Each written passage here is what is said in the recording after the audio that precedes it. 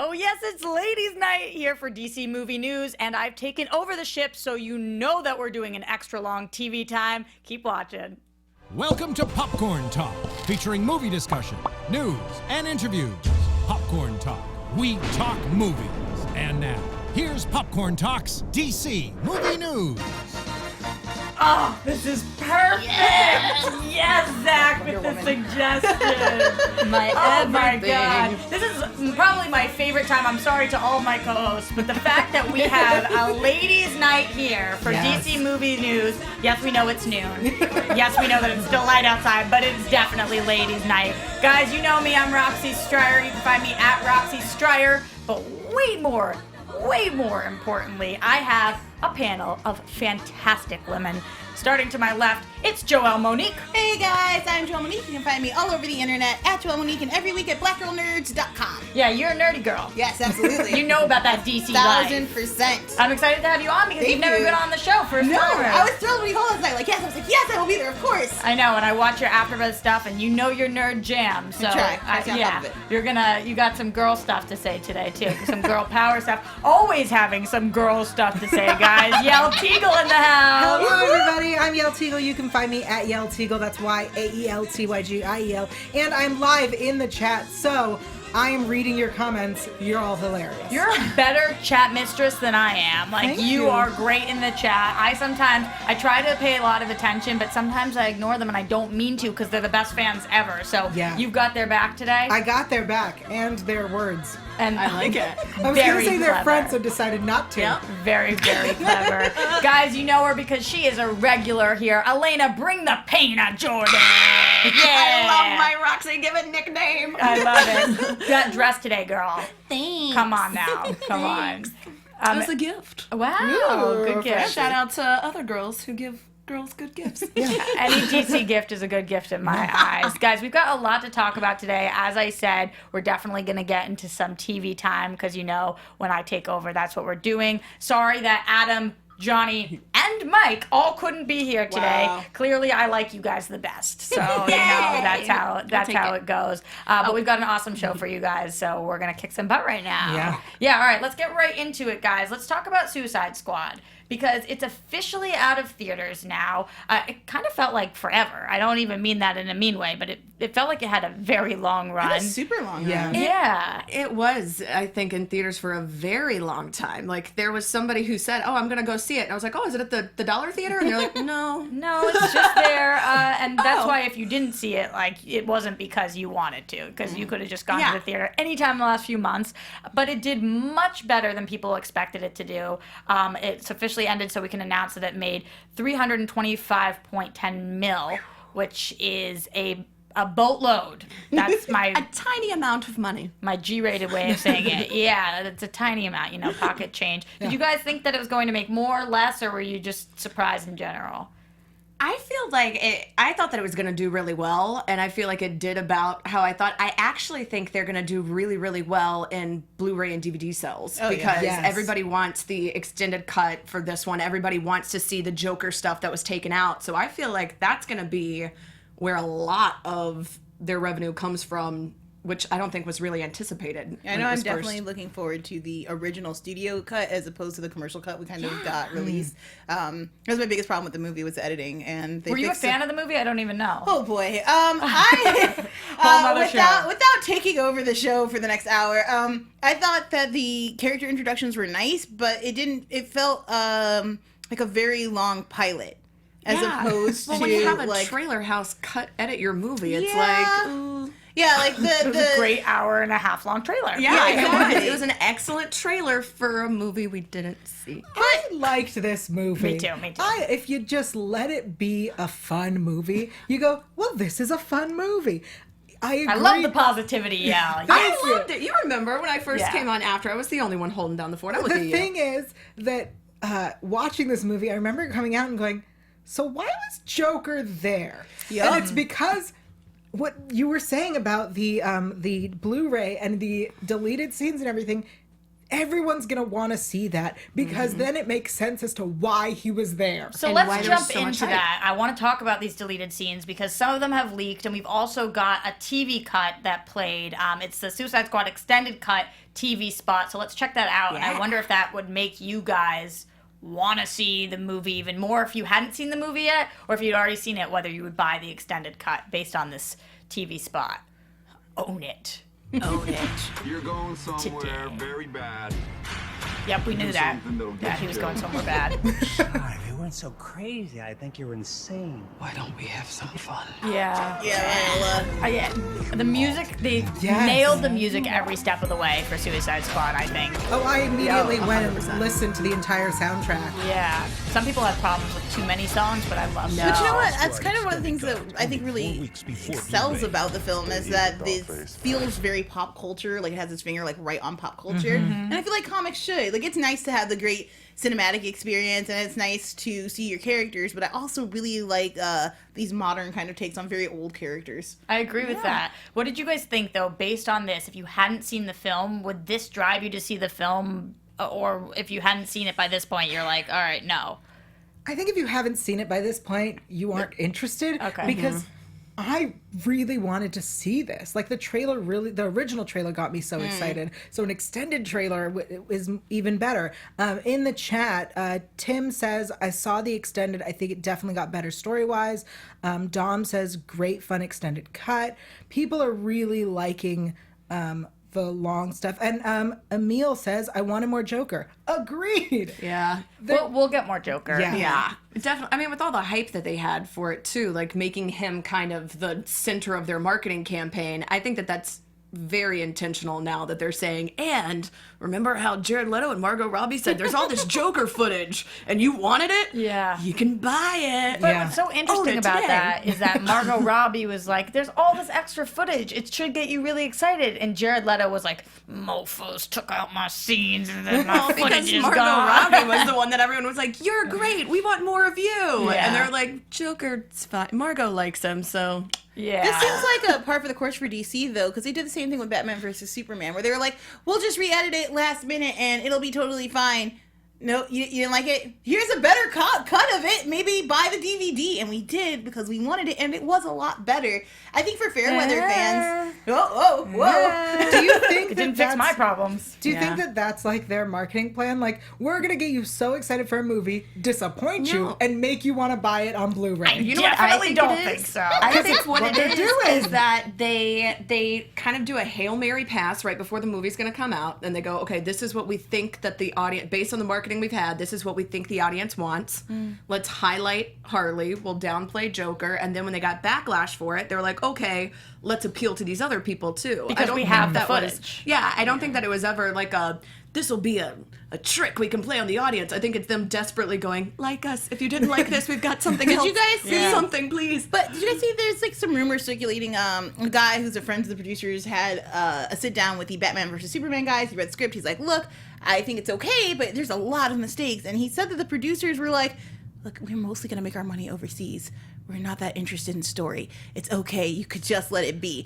I heard that somewhere. Yeah. So this was an internet rumor that's circulating around. It's not really confirmed, and it kind of comes from a very sketchy source, like an unknown friend of the producers. Yeah. But it would certainly seem like maybe that's not their biggest concern is story. At the end of the day, people can say they didn't like the movie, people can say they did like the movie, but nobody can say it didn't make the money that it should have made, because it made more money than most people thought. So Yeah, whatever which I their hate to strategy say. is, people are bashing DC saying their strategy doesn't hold up right now. This movie made a lot more money than some of the comparable Marvel movies. And I have to say, how many CEOs and heads of studio started as writers? Right, right. Laughing straight to the like bank. that's not gonna ever be their concern. We got Everyone in the chat disagrees that that rumor is true. okay. That's all why like- I specifically said it is a rumor. It's not confirmed. This is my favorite thing about the chat. I love when they're like, this is DC movie news. All capital news, not DC movie rumors. I If we appreciate that. only talked about the news on this show, we would have a show once every 6 months when a movie came out. So we got to go into the rumors sometime. Stop using rumors as facts. Yep, I love it. There I love it it, is. It was a guys. rumor. I introduced it as a rumor, chat. Come on. Doesn't matter. You blew it, Joelle. dare Off I. the panel. Guys, we also got more scenes. We got more of the extended cut. So I do want to check this out from our friends over at DC All Access, Jason Inman, Tiffany Smith. We love them. So let's take a listen and a look. Suicide Squad hits digital HD today, giving you the chance to relive the Jason. squad's Get first it, feature Jason. film from the comfort of your couch. For today's featured story, we've got an exclusive sneak peek at the special features that come with the movie. Cool. Check it out. I'm gonna drop him, the sword lady, 5 or 7 of these seals. After that, I'm gonna need some help. You down? Always. What about the in our necks? Helps out with She that, cracks right? me up. You're my friend too. I love it. Stay evil, dog face. I Spread love the word. I find it weird that he calls her dollface, but I also love it. Yeah. I'm like, that's I what mean, Joker calls her. They're so great because it's no wonder they're releasing that footage. Their chemistry. Yeah, they're God. phenomenal. I mean, we saw a part of that, but I just think that their chemistry is what I'm sells the thinking movie. If we move together, we can kill all these guys and go our separate ways. Yeah, I think this is brilliant too because a lot of the problem people had was how was there's this instant camaraderie, how is this instant sense Yeah. of family, Remember which I the think small now, moments. yeah, that we're getting the a little word. bit more of that. We see it's not so instant. It is we are the ostracized bad guys. Yeah. Let's unite. Yeah. We need your help, man. When the time's right, you hit flag with a fireball. You'll be too busy burning to death to have a go at us. Oh, at this does front anybody of have a the good Aussie accent? No. Yeah. Nobody on our panel does. Actually, And do what? Adam can do a pretty good Look at one. you, bloody Socrates, with all the questions. Freedom, man. Freedom. You Freedom. remember that, don't you? Freedom, man. Freedom. We're criminals, you know that, right? Yeah, it's great. We'll do the bastard. Hey, be careful. He was so good in Eats the movie. people. So, Mother Superior, what? He eats people, for reals, homie. He's a cannibal. This would have added a lot of time, though. Yeah. This would have added a lot of time to the movie. And But I also feel like comic book fans don't mind waiting. I don't mind as long as it's edited together well. I could sit through like 4 hours of comic Yeah, book I movie. don't mind if it was a long movie, if it was a good movie. You know what I mean? Like, if you don't notice But that that's it's why they do long. extended cuts because of people like us when they're trying to appeal to mean the mass the audience. fans? Yeah, but I mean, general audience in general, they try not to make movies too long Right. and to make it palatable for people who like movies but may not necessarily be Hard DC as superfans. it is for me to believe, there are people who are just like, I kind of like superhero movies, and I'm like, they're not everything to you. You do not count them down. They're like, no, that's I not what just you go see to bed them with. every- right, exactly. Wake up with in the morning. That's weird. And I get that we, obviously want to include those people, but I also feel like we've just come so far in superhero movies that it's easy to jump on and off if that's your thing. Yeah, I get that. Hey man, Batman saves all the civilians, not just the ones chanting his name. Good point. Good point. Guys, so one of our favorite parts of the Suicide Squad movie, of course, is Margot Robbie and her performance and her beautifulness and her just excellence in general in life and liberty and the pursuit of happiness. Oh, pursuit of happiness. Hey, There we that's go. Will Smith. Good tie-in. Well done. And this is exciting because we're getting more information on her standalone movie or her Birds of Prey film. And actually now it feels like it's really happening because as opposed to what Johnny was calling swerve, we don't know what's going on, we have a writer. We have a writer, An Christina amazing Hodson. writer. Oh, you A think lady writer. You think she's an Yeah. amazing writer? Because she's also paid her dues. She started out as an assistant. She's worked for years. Like she's worked her way up. She knows the ins and outs of Hollywood. She's been there. She's been in the room. She's been in the writer's room, both as a writer, as an assistant, seeing it from a perspective like we have, kind of fan, and then also now she's going to be doing Bumblebee Transformers and hopefully fixing that too. So talking about that, here's a little bit of her resume. Shut In 2016. Did any of you guys see Yeah. Shut In?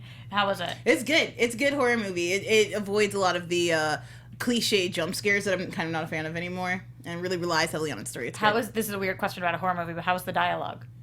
How was she as a writer? Stretch it all the way back. I don't remember it being offensive, so it must have been at least passable. All right, good. And then, this came right after they announced that she was going to be working on Transformers. So it's a big thing. A lot of times that happens where you get announced for a big movie, and then right after that, you're announced for another big movie. And I'm like, wait, what do you mean? How are they going to spend all their time on both of these things? And then you realize that there are different schedules here. But I wasn't particularly excited about her being announced. I'm excited that it is a her, but I don't know her work at all. That's why I'm excited, is because this is somebody who started out kind of just wanting to work her way into it. She's not somebody who is known for other things. She hasn't been influenced by all of these other people and like voices in her ear. Also, some industry insider stuff. Hasbro is really good with their females. Like when Hasbro hires females, like they tend to be top of their game, and then they nurture them into their next steps. Like Margaret Scott, who, if you read her book, oh goodness, she did the Transformers comic, but then she also did Toil and Trouble, and now she's like working on the shows and stuff, and she's done amazing work. So I feel confident that Hasbro, if they've hired her, that she's going to be good for Harley Quinn. Okay, and you're feeling confident too, Yell, or? Yes. Here's why. Yeah, tell me. I'm gonna anger a lot of people. Do it. I think when you're writing a movie about women, it is important to have a woman writer. And I don't know anything about this writer, but I feel like if it's going to be about women, there should be at least a woman involved. A female writer, director, cast, focus, Look at what they're doing with Wonder Woman. Yeah, I hear you Oh, guys. so Like, I am team woman. I'm team human beings too, though. And what I don't like that we're doing in life recently is that if it's a movie about women, women are working on it, and if it's not a movie about women, women are not working on it. Right. Because I don't like that. Women shouldn't only be able to work on movies about women, and men should not be allowed to work on movies about women as well. I agree 100% because I think that there are a lot of men who write female characters very well. Of course, as there are females that write male characters. Exactly. Well. If you're a strong writer. And so I don't want to say, off. well, I mean, I think that it's important to have a female influence in some capacity. But because this is a project that was pitched by Margot Robbie, and this was something that she was very passionate about from the beginning, I feel like anybody who would have been hired on, regardless of gender, because we had it being like it's helmed by somebody who is passionate about the project and is passionate about having a female character represented well, and not just because she's female, but because she's a great character and because there are other kind of lesser known female characters that can now be highlighted. How much say do you think that Margot had in this pick? A whole bunch. A lot. She's the main reason. Do you think all of the say? I don't know. Nobody gets all. No actor gets all of the say. I mean, even Will Smith, who gets a ton of say, doesn't get all of the say. But she's also working on a producer. But that's what I'm saying. Is since she pitched the movie, since fans are obsessed with her, since she's had this like incredibly quick and successful rise, I think that she will have a lot of say-so in the picks and things, especially because this is a movie previously, like back in when Chris Nolan was handling Batman, and he laughed at the idea of a Harley Quinn even just appearing in the movies. So I think that for them to now say, look, we're going to take a stand and we're going to start putting women first. We know Marvel is working on it, but DC is really putting their money where their mouth is by already having Wonder Woman coming out and then following it immediately with Harley Quinn. And now we've got Birds of Prey rumors circling around. Like, I really feel strongly that DC is like listening to their fan base and saying, we hear that you want women and we're going to include that. And it's exciting because if you look at the stats for women in the industry, something like 3% of women direct top box office films.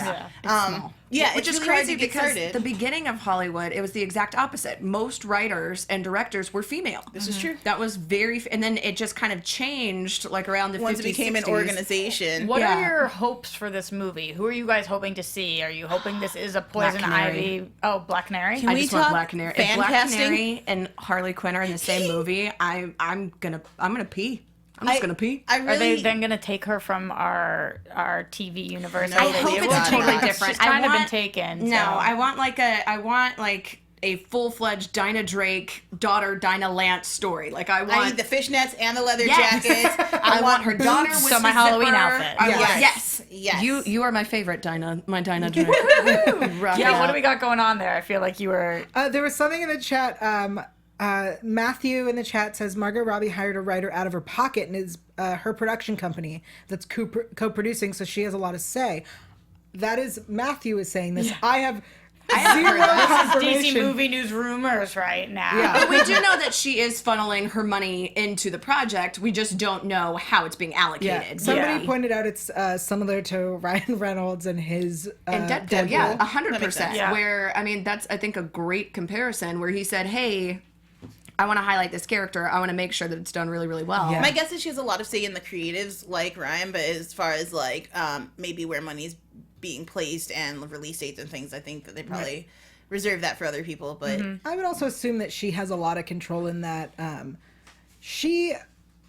her career was very much mentored by Will Smith, and he has taken her under his wing. And I think that because she has that behind her, she is able to then step up and say, this is what I'm doing. And She said, I'm under this wing. Let's bring some more wings from all the birds of prey. Yes. Nicely done. Very Thank nice. you. I like that. Moving on to our other half a little bit, because I wanted to get back to Leto here. Hamill gave his thoughts on Leto. Yeah. Which is interesting. He says, everyone brings a different spin to the character, and you have to look at each script separately. I don't think there's a definitive version of the Joker, and I don't think there can be. It's like Hamlet, really. It'll be constantly redefined. So is that a nice way of saying not his bag? I mean, it was definitely not praising the performance. It's more like everybody does their own Joker, and I'm not going to get involved.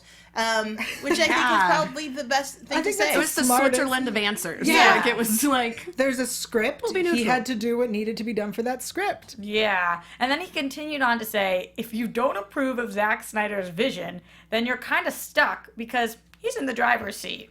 Which isn't really true anymore. Is Zack Snyder in the driver's seat? No, it's Jeff Johns. So I don't know if I completely agree with that, but it is funny. But again, he does not say, I really like what he's doing. He's just saying, if you don't, I also think that's fair to a lot of fans, though, because I think a lot of people don't want to embrace the idea of, like, you may just not like this current canon of movies. And that's kind of the decision I've come to. Because I don't think they're necessarily bad movies. It's just, like, Batman holding a gun irks me. I know it's not irksome to everyone, but to me, it kills the core ideas of what I love about the character. But these characters are made to be reproduced over and over again by different individual voices. So this is what you get, and it's cool for what it is. Okay, and Hamill. Please return fans. I agree. I think that's fair. We'll get another iteration sooner rather than later. These movies are not stopping anytime soon. TV shows aren't going to stop anytime soon. We have a slate all the way to 2020, if not past at this The point. chat is It's gonna go discussing forever. their favorite Jokers. It's great. Who are we getting a lot of? So we Mostly have, Heath. Eric says, I think Batman 89's Joker captured the essence. We have Hamill as the Joker down forever. Another person says, but I love Heath. Jack Nicholson, no love. No, That's 89 Batman, right? Yeah. Okay, all right. Guys, moving on. Let's talk a little bit about Marvel. We don't do that much on this show, but we have a couple stories that are Marvel related. One of them, they're obviously still DC related. I was just trying to say that to get your guys' attention again. You get it? That was my cool transition. I like it. It was marvelous. Guys, Michael Shannon, who you know because he played Zod, was apparently offered a Marvel movie and turned it down. So here's what he had to say. No, I'm not really looking for that. They called me recently about some iteration, I won't say, but some version of a movie that's been made already countless times. They were going to give me a lot of money, and I was like, nah, big movie too. But I have to think it's an interesting story. If I don't, I can't do it. I won't do it. Oh, Shannon. Now, this is the same guy who told us he got stuck in a bathroom stall with his flippers on and couldn't get out for hours on the set of BBS. So, everything he says, I know Johnny would say swerve, swerve, swerve right now, but do you guys think, yeah, definitely. But do you think that he was offered some big role? Do you think that he was offered something and he didn't like the story? Do you think that this is complete crap? What are you guys thinking about this? I think what happened was somebody was talking to him. Somebody was working on something and was like, oh, man, you'd be really good for this role. And he's like, nah. And that was what he took as like, I got offered this role and I turned it down. But do you think Marvel Studios would come to Michael Shannon with half an idea or like with a suggestion? Yeah, I don't think it was Marvel came down and was like, we want to approach you for this. Like, I think it was probably like, hey, here's an idea. Like, let's throw this name in the hat. And he's like, I don't know. Interesting. But he said that if we take him at his word, he says that they offered him a lot of money and that it's a movie that's been redone a lot, which to me suggests Spider-Man. Yeah. Well, it's the only one that you could say. Yeah. I mean, unless when he was saying Marvel, he didn't really mean Marvel came to him. It just was Marvel's story, and it was a Fantastic Four movie. Or even an X-Men thing. Or an X-Men thing, yeah. That'd be crazy. I think Joel's right at the end of the day. Spider-Man? It could only be Spider-Man, and there's actually, he could be an alternate take for the Vulture, which they just gave to Keaton. Yeah. Zach, how would you have felt about that? I think Keaton's a better choice. Michael Shannon hasn't done anything that's, like, wowed me. He's not bad. He just hasn't, like, blown me away. Whoa! That's Whoa! Michael Shannon is an indie actor. Yes, and he's the everything. I'm not saying he's Michael bad. Shannon is a very, very good actor, but my whole thing go back to the Margot Robbie thing. If you're not passionate about a project, why do it? I fully agree Guys, on that. don't forget we have to be nice to Zach because, like, he runs the shows. So if we're too mean, he'll just shut it down. Also, we're still looking for names. What are our top names right now, Zach? We're trying to think of his amazing DC name because Marvel named him. The best two that I've heard were Gideon and Jor-El. Or Zach-El. I could just be... Zach-El. I like that one best. Oh, see, maybe Gideon, we should throw up a poll. Yeah, well, we will definitely throw up a poll. We need more options still, so you I guys like the keep idea them of just coming. this ladies panel named him Zach-El, and the boys can suck it because they weren't here. Hey! Actually, we didn't come up with that at all, though. No, I know. He but- came up with that, He so named we himself. didn't. We Yeah, didn't but do we that. can decide it. Oh, we just tell them. Yeah. And hope they don't listen to the show. Yeah. Oh, You cool. see? I'm definitely down with that. Thanks. We shall try to find the answers together. Yes, with the sound by Zach-El. I like the way that sounded when I said it. See, That Michael was Shannon pretty showed us good. we can have a conversation. We can alter it how we retell it. It Yep. works. Yep. Okay. Speaking more about Marvel for a second. Yeah. Guys, they're going back for Guardians 2 reshoots right now. Yes. And nobody is saying zip. There's just like, yeah, everybody's tweeting like exciting. Now, there's been articles out there. Den of Geek had one saying every time DC goes for reshoots, it's like all of a sudden the Earth has stopped turning, so the sun is not shining on us. We've gone into hell. Something really bad has happened, and the movie's gonna suck. But when Marvel goes for reshoots, it seems like people don't mind. Why do we think that is? Do we even think that is the truth? I think because Marvel is consistent in their work. Whether you like them or not, whether you prefer DC or Marvel delivers a consistent product. And so I think people are confident that when they go back to the drawing board, it's like to make corrections. In the same way that when Pixar is like, nope, we got to scrap it. People are like, okay, it's Pixar. They've probably got it and know what they're doing. With DC, I'm always afraid. Like, I don't ever know what to expect, which is kind of the excitement of going into a DC movie where you're like, I know it's going to be a little bit darker. I know we're going to get some blue hues. But beyond that, it could go any direction. And so I get nervous when it's like, they didn't get it right the first time. Oh, God. Are they confident in their product? Oh, God. Am I going to have to... I don't know what's going to happen. I'm going to see the movie anyway, but I'm nervous. I'm with you feel? because we don't have a lot of conversations of was the recut of the Marvel movie better than the released one, where we have that with DC. So, we kind of have the mentality of, is it already good? Please don't break it. Please don't break my toy. Where it's like, oh, this was really good, and then you sent the trailer house is gonna cut it now. Okay, let's see what happens. Yeah, how are you feeling? Well, Scott in the chat said it's because Marvel has a better track record, and Ivan agrees. We trust Marvel, and I think it's true. I think Joel's right. Like, they haven't let us down as much in recent years. In recent years. Oh, yeah. No, we're talking very recent. Because, like, people so quickly forget about the TDK trilogy. Like, come on. Talk about the best ever. So, just saying. I do love the Marvel movies. I love the DC movies. And I think that is an interesting point, that maybe when they go for reshoots, we're like, all right, yeah, you're just going to make a good movie. And when DC does it, we're like, oh no, what'd you do, guys? Who took the script? Who watched it and said, let me take a crack at it? That's what I feel. Is they watch an episode, they like watch the first take, and then they're like, hold my beer, and dive in. I'm like, guys. It might also be that, like, we hear more about why there's a reshoot with DC, right? Like, we hear, like, oh, they're reshooting because they're redoing the ending. Yeah, all it's of not Batch funny 3 enough. Like, we hear what's happening, whereas with Marvel, we hear, oh, they're doing some reshoots. They're all just happy to be back together.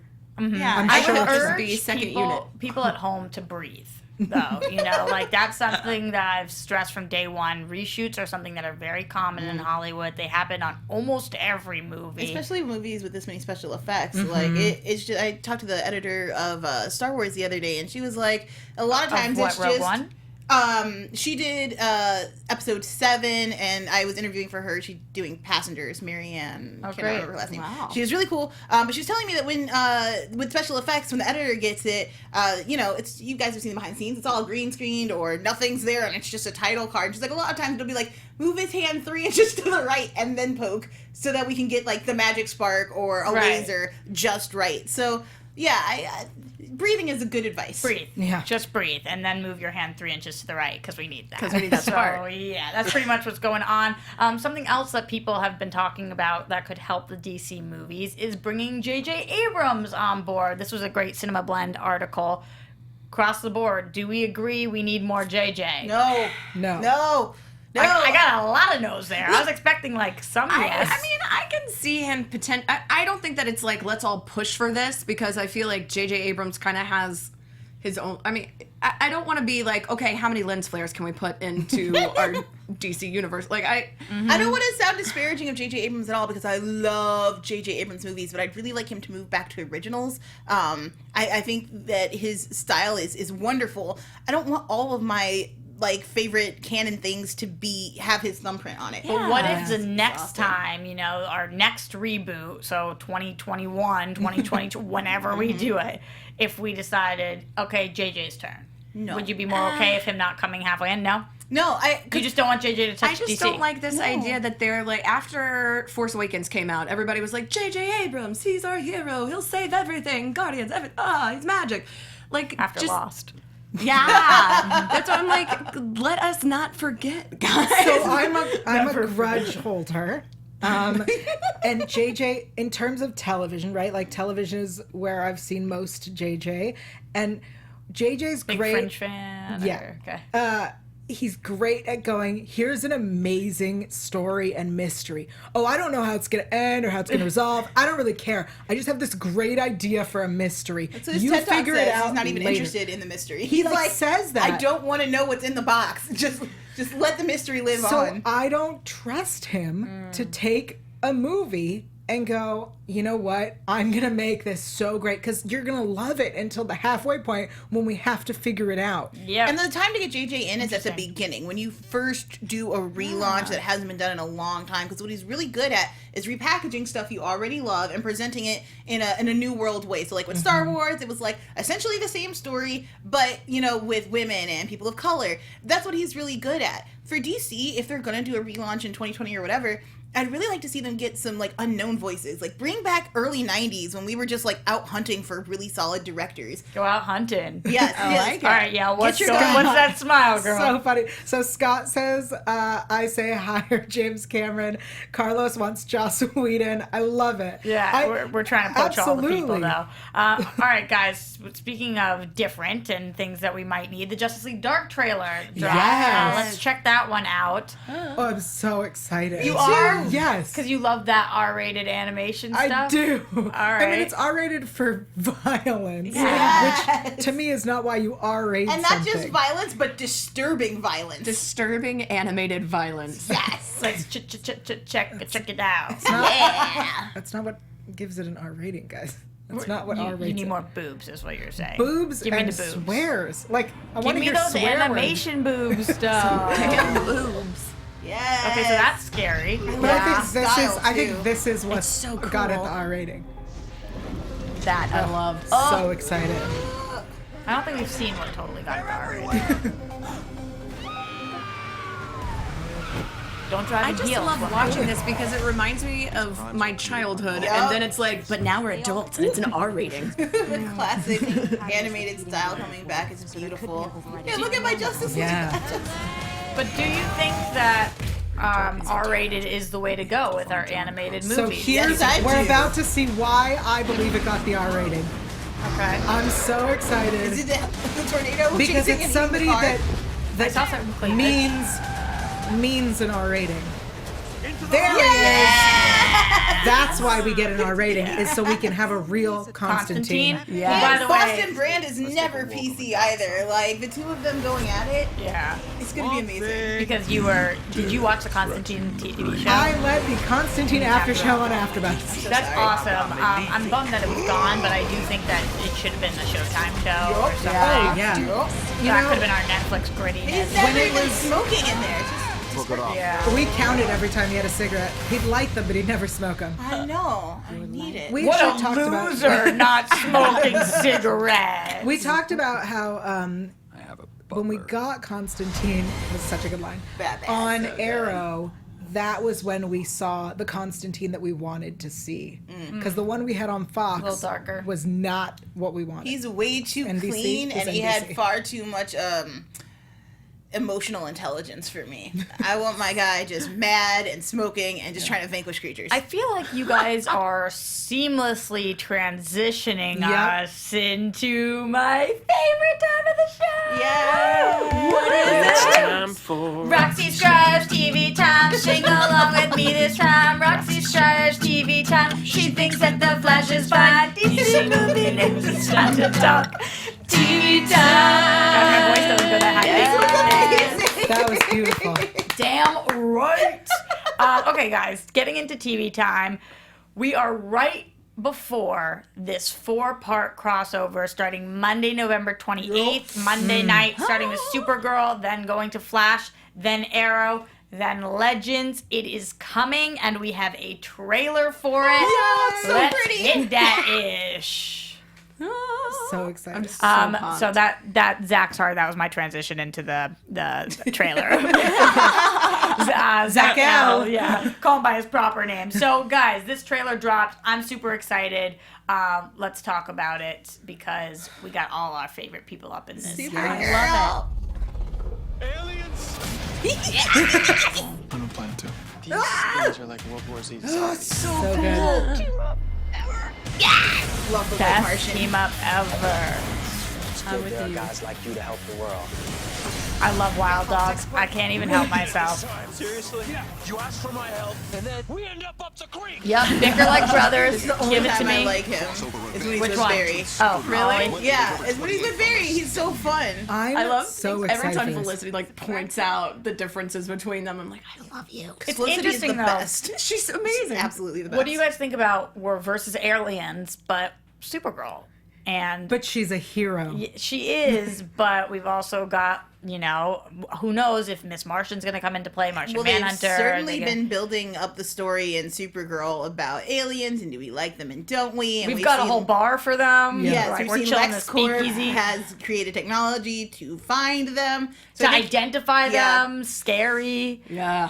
I mean, it's definitely going to be interesting what's happening here. I know the last time that Supergirl and Barry Allen were together, my little heart was pounding. They were they had awesome chemistry. They were so cute. They were so cute. I ship it. And we'll see what happens with Mon-El, too, if Mon-El ends up being, because right now he's teetering on the edge of good, bad. We don't know what's going on there. So we've got some aliens that we haven't identified as good or evil yet. And even what's going on The with Switzerland of aliens. the Switzerland of aliens. Yeah, even what's going on with, spoiler alerts, with Martian Manhunter and Miss Martian. Who knows what that transfusion is going to do and who's going to go crazy and That what's was going the to happen. craziest, most upsetting twist of my entire existence. Really? I was so mad. I'm like, no, because I love Miss Martian. She's my favorite. And so to see her morph into, and again, spoilers, a white Martian, I was like, oh, God, no. You're going to break his poor heart. But we don't know what's going to happen there. I guess. I love that Supergirl is tackling some of these huge issues that are very close to home right now. Yes. So that's and been classic cool. sci-fi tradition. It's really nice. Yeah, I'm definitely loving those shows. I will say that last night and the week before's Arrow episodes are growing on me. I was not so great about it. I don't want to give too much of a spoiler because a lot of people haven't caught up from last night, but the ending of the episode had me on edge. I was like, ooh, what's happening there? And then this isn't a big spoiler. I'll just say this. The young girl on the show wears the smallest, skimpiest little dress And so I had to Google today how old she is. Yeah. And she's 21, which I guess means it's okay, but she looks like she's 14. Mm-hmm. She looks like she is 14. She looks like she's 14 old. from the neck up. Yes, her body was awesome, but I was like, oh my God, I'm looking at this girl's body right now. What's happening? And Yell, I know that you're super excited about more things going on in Supergirl. #Malix. Yes. Oh my God. You know how I feel about it. Yeah. For those who aren't watching Supergirl, lesbians. We get really excited about them. They're so perfect. Yeah. Which is the greatest thing ever. Who doesn't love lesbians? It's a great question. There was one really sad bit of news this week, though, that I'm so bummed about for CW, and maybe it's just because I'm so anxious. Oh, no, I'm with you on this. But come on, like, you're pulling at my little heartstrings. iZombie, we finally get the premiere date. We're finally, because anybody who watches DC movie knows that I'm obsessed with it, and it's the one show that none of my co-hosts watch. And every week I'm trying to talk about it. I have nobody to talk about it with, but I keep telling myself it's coming back in January or February. It's coming back in the winter. April, guys. We're coming back in April. We're putting Riverdale before it, which, by the way, I'm so excited about, so that's awesome. We're putting, I don't know, some other show that had the word tomorrow in it, because every show has the word tomorrow in it, apparently, or something like that. I think No Tomorrow already came out. Oh, yeah. But we had the Tomorrow People, that was years ago. Yeah, that was a great, terrible show. Yeah, Legends, like, there's so many Tomorrows, but there's some other show coming out before Another Tomorrow show? I think, maybe. The show The Tomorrow Show? No, that's my show. That's tonight. The Tomorrow Show tonight at thetomorrowshow.com. But honestly, why? Why are you moving? Why is it in April? Why are you doing that to me? Why are you making it a summer show? I don't understand. Okay, I get this. Here's what happens. In April, I have like Game of Thrones.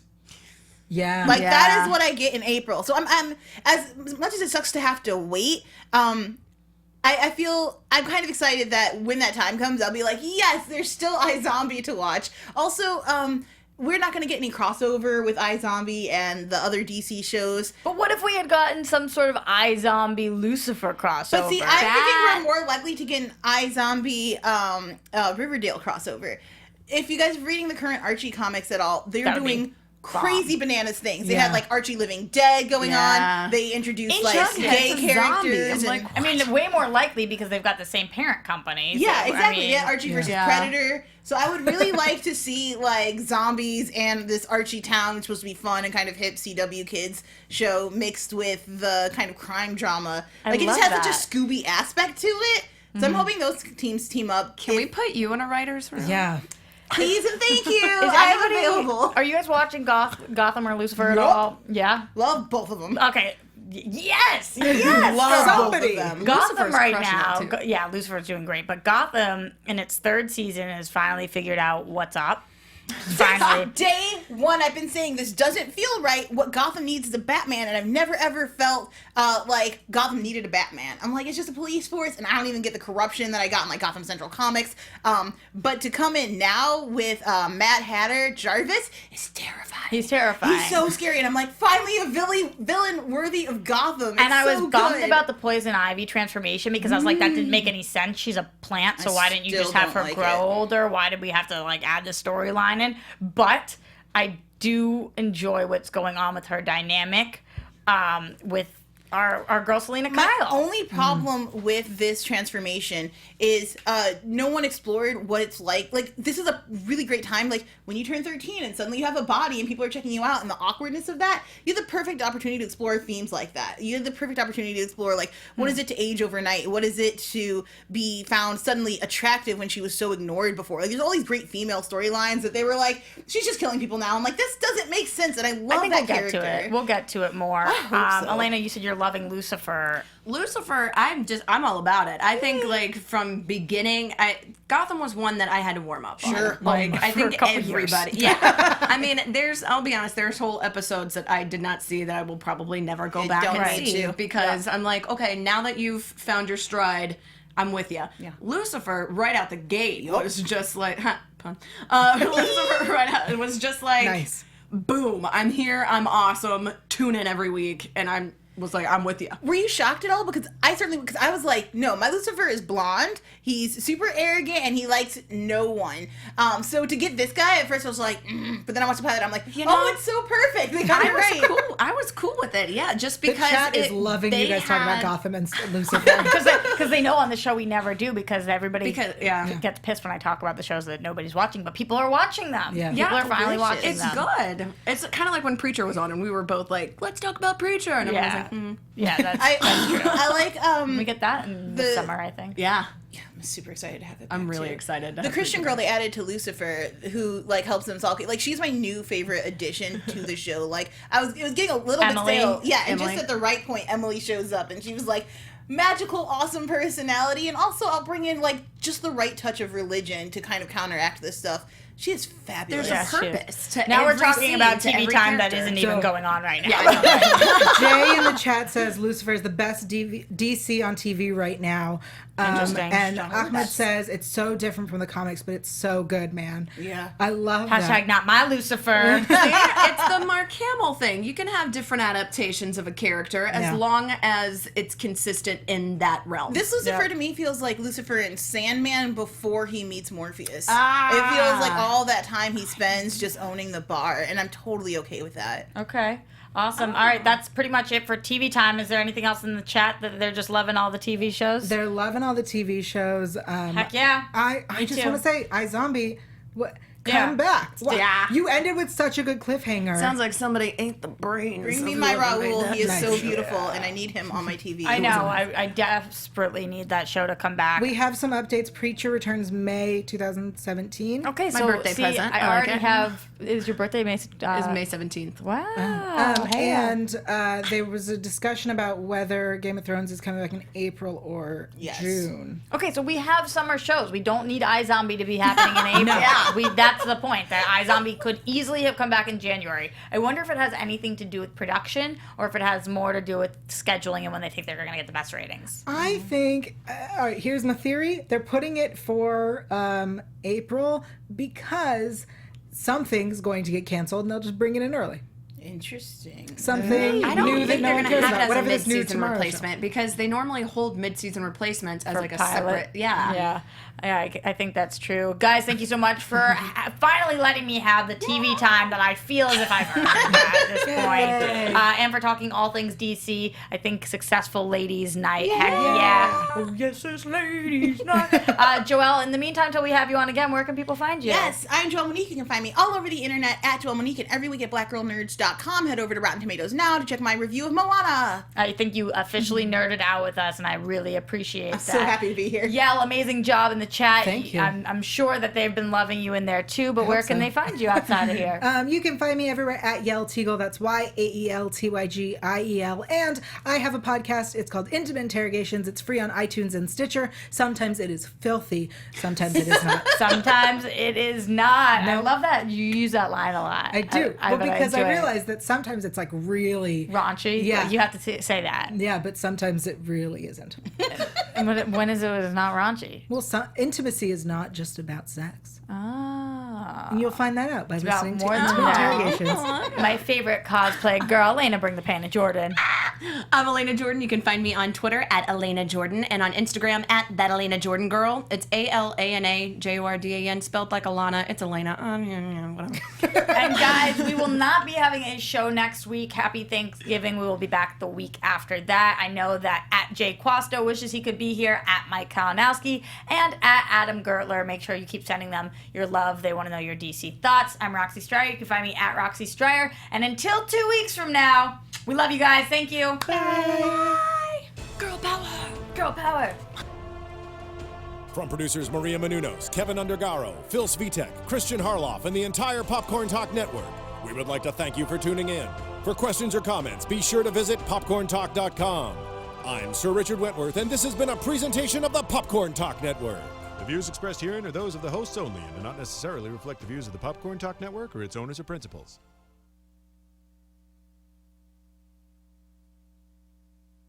I promise you, the dawn is coming.